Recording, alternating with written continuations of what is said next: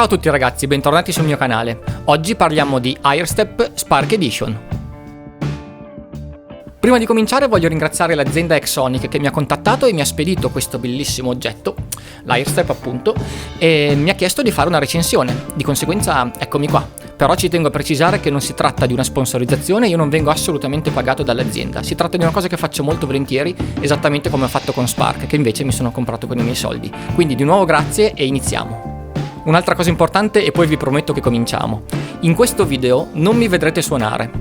Infatti penso che quando si fanno le recensioni di prodotti come questo, anche se sono strettamente legate all'utilizzo della chitarra, dell'amplificatore e di altri effetti eccetera eccetera, sia importante mostrare il prodotto, non le proprie capacità chitarristiche. Quindi se cercate dei virtuosi dovete andare da un'altra parte. Qui parleremo solo dell'Airstep.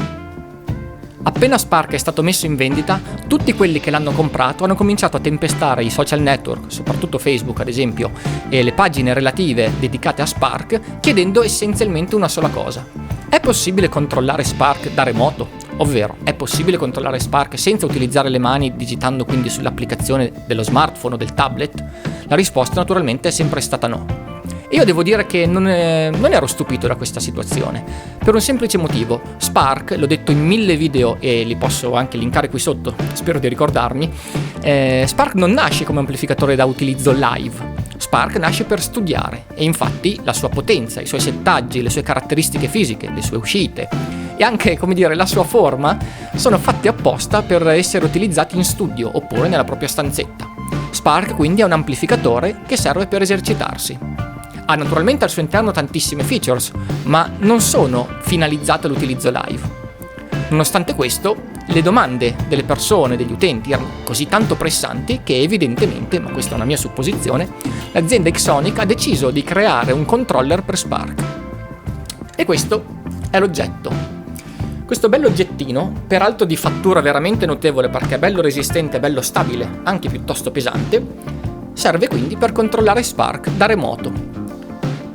Si collega molto semplicemente con questa antennina in Bluetooth con l'amplificatore e in 2 secondi è già operativo. Per collegare Airstep a Spark bastano davvero 2 sole mosse. La prima naturalmente è accendere Spark e la seconda, altrettanto naturalmente, è accendere Airstep. In 1 secondo i 2 dispositivi saranno collegati via Bluetooth. Non c'è da fare nient'altro.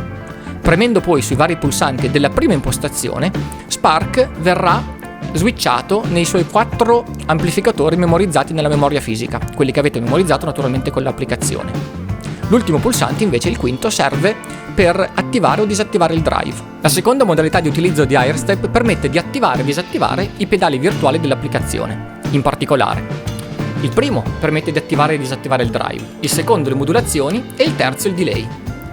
Il quarto e il quinto invece sono il channel meno e il channel più. Infine esiste una terza modalità di utilizzo, praticamente identica alla seconda, quindi abbiamo di nuovo drive, modulazioni e delay, mentre dove c'era il channel meno, in questo caso abbiamo l'attivazione e la disattivazione del riverbero. Questo resta il channel più. Quindi abbiamo 3 modalità diverse per controllare Spark utilizzando Airstep, tutte molto semplici e molto intuitive. Però c'è un limite. Quando infatti Airstep è collegato all'amplificatore, non è possibile contemporaneamente collegare l'applicazione a Spark nella sua modalità di controllo di Spark stesso. Quindi non è più possibile modificare gli effetti, modificare gli amplificatori, attivarli, disattivarli tramite l'applicazione. Lo si fa solo con questo. Mi raccomando, è molto importante, quando farete il collegamento, via Bluetooth naturalmente dell'applicazione, dovete collegarvi solo a Spark come uscita audio. Quindi potrete utilizzare le Smart Jam, potrete utilizzare le backing track, potete utilizzare tutto ciò che esce da Spark in modalità audio, ma non utilizzare l'applicazione per modificare gli amplificatori o gli effetti.